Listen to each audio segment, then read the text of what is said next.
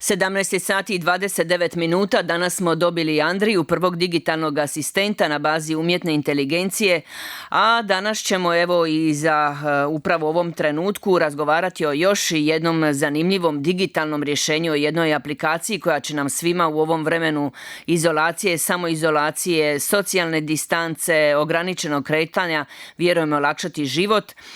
Radi se o aplikaciji OPG to go. Ono kao Coffee to go, tako sada imamo i OPG to go.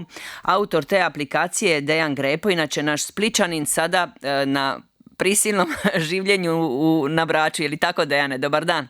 Tako. Evo, pozdrav svim slušateljima Radio Splita.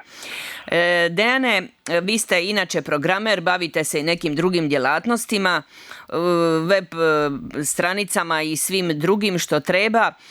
Što je to OPG to go? Ovako, OPG to go je platforma zamišljena da se tu može registrirati svako ko ima neki OPG ili djelatnost poput mesara, ribara i tako dalje, te ponuditi svoje proizvode brzo i jednostavno, brzom registracijom na stranici za prodaju. Razlikuju se od većine oglašavača sad u zadnje vrijeme za OPG, što je to baš napravljen kao web shop. Znači, kupac kad dođe na stranicu, izabere namirnicu koju želi, županiju i grad, te izabere OPG ili nekog proizvođača koji bude tu u ponudi i jednostavno namirnice stavi u košarice, napravi narudžbu i tu narudžbu direkt proizvođač dobije na e-mail za dostavu. Znači. Dobro, to je nešto drugačije od ovog virtualnog pazara koji se uspostavio slijedom prilika nakon što su zatvorene tržnice, pazari i ribarnice. Tu se samo oglašavaju, znači proizvođači razni. Ovo je baš napravljeno kao web shop, jednostavno, gdje jednostavno dodate namirnicu koju želite u košaricu, količinu i pošaljete za narudžbu što kasnije ide na dostavu preko proizvođača. Dobro, kako se to... Jednostavno, isto tako proizvođač koji nudi neki proizvod sam određuje i cijenu, količinu, minimalnu cijenu za narudžbu, minimalnu cijenu za dostavu i kad popuni sve te podatke, kreira se njegov profil na stranici koji kasnije bude u ponudi za kupce. Dobro, plaćanje je, pretpostavljam, također online, je li sve to već ukalkulirano? Da, već je sve to uključeno. Dobro. Koliko imate OPG-ova koji su vam se odazvali? Pa evo, sada negdje oko 20 OPG-ova, ali stranica je tek ima 4-5 dana vidljiva. Trenutno još prikupljamo registracije i nadamo se što većem broj OPG-ova da bude što šira ponuda za kupce. Dobro. Je li ona također moguća recimo preko ovih nekih platformi, ne znam, WhatsApp je postao nešto kao najnormalnija recimo i čini mi se najraširenija platforma preko koje ljudi komuniciraju i nabavljaju. Na koji način ova vaša OPG to go funkcionira? Ovako, imate više opcija, znači imate običnu web stranicu koja je www.opg2go.com ili evo napravljena već aplikacija za mobitel, trenutno sada samo za Android uređaje koja je već gotova, samo čekamo da Google završi autorizaciju, što isto malo duže traje radi ove pandemije, što inače bude gotovo u par sati, samo koji dan će trebati dok Google to autorizira i bit će normalno besplatno za skinit na Android uređaj aplikaciju za mobitel preko isto koje ćete moći naručiti namirnice. Dobro, za mobitele i za iPhone pretpostavljam isto? Za iPhone čisto biti do kraja tjedna će biti napravljena i stavljena na iTunes za skinit besplatnu aplikaciju.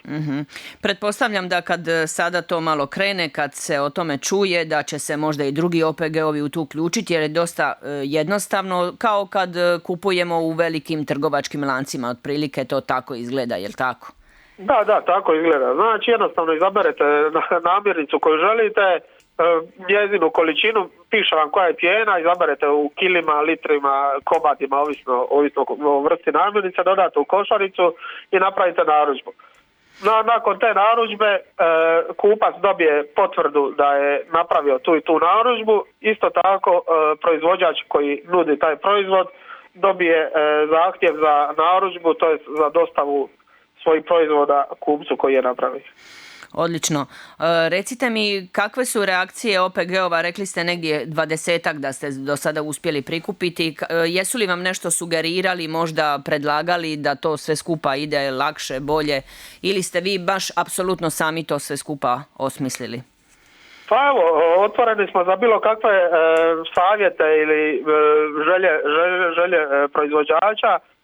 Trenutno nismo imali neke posebne zahtjeve, iako eto, mislim da sam stvarno uvrstio više stavki koje su bitne, poput tih raznih filtriranja po županijama, po gradovima, po vrsti namirnice, da se kupcu olakša izabir same namirnice.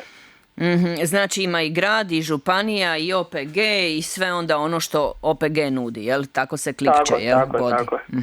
Evo, samo da još kažem, znači, aplikacija i web stranica je trenutno u stanju da je za registriranje proizvođača.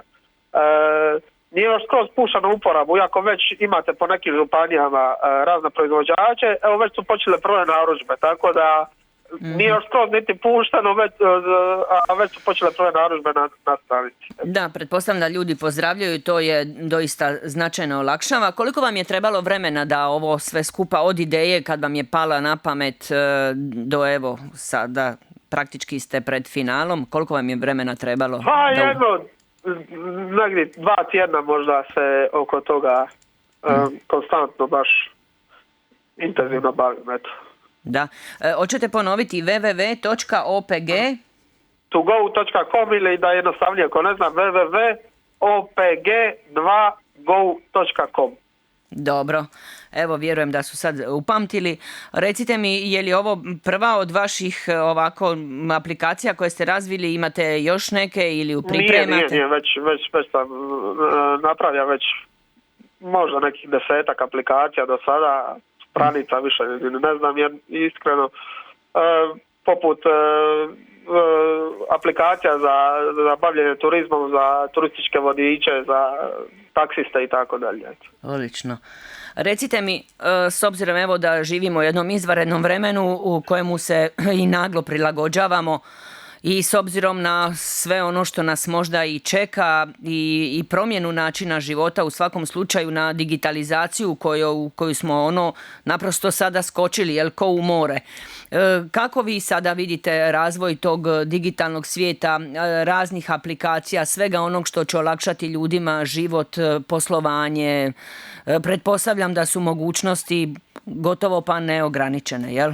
Pa je, istina, mogućnosti su neograničene trenutno. Ovisi samo koliko ko ima mašte i sposobnosti i mogućnosti da razvije neki projekt.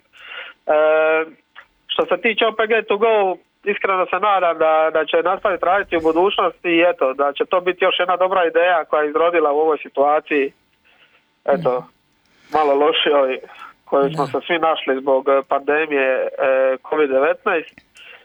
I eto, nadam se da ćemo i u budućnosti koristiti. Dejana, još da vas pitam, stalno smo govorili o tome kako je turizam glavna gospodarska grana i uz ostalo time se i bavite i sami ste rekli da ste napravili nekoliko aplikacija i to je razumljivo, međutim evo pokazuje se je li ona stara da nikad nije dobro držati sva jaja u istoj košari. Istovremeno kao programer znate da imamo dosta jaku IT, kako bih rekla, infrastrukturu, logistiku, pametne mlade ljude koji puno na tome rade, puno start-upova studentskih i drugih. Kakva je po vama sada mogućnost evo da i Split koji ima baš jaku tu scenu i prepozna da izađe i na vanjska tržišta, dosta posluje i sa svijetom se. Kakve su po vama perspektive? Što bi se možda trebalo učiniti, olakšati? Imate li nekih prijedloga konkretnih? Ne znam, možda jedino da se neka udruga organizira programera ili nešto u Splitu koja bi ujedno mogla i pomoć mladima da bolje izbace svoj proizvod na tržište sa savjetima, sa nekim napredovanjem u znanju, doškolovanjem u programiranju i tako dalje. Mislim da bi to bio jedan veliki plus za grad Split, županiju, a i cijelu Hrvatsku. Da, ima ona udruga na Facebooku koja puno radi, jel tako, ali evo, možda nešto, mislite, profesionalnije za neki poslovni svijet, jel, za poslovnjake. Tako je. Dobro, evo, možda i to sada krene nakon što nas je COVID bacio na koljena, jel? I prisilio zapravo na drugi način. Da će biti bolje. Da. Ali u svakom slučaju, evo, na neki način nas upućuje da tražimo neke nove metode, puteve, da se borimo, da razmišljamo na drugi inovativniji način i da se snalazimo naprosto. Tako je, pošto je danas tehnologija svug prisutna, svakome, tako rekuć, u džepu, treba iskoristiti i izvući iz nje maksimum i olakšati ljudima život. Dobro, lijepo. Bio je to Dejan Grepo, autor aplikacije OPG2Go. Možete ga dakle pogledati. Dejane, hvala vam na ovom razgovoru. Sretno evo s ovom aplikacijom i nadam se i drugima koje će olakšati život. Pa možda je nakon vremena covida kad se vratimo u normalu sigurno će biti drugih izazova. Hvala vama i lijep pozdrav svim slušateljima Radio Splita. Evo, hvala vama i pozdrav svima na Braču. Hvala, pozdrav.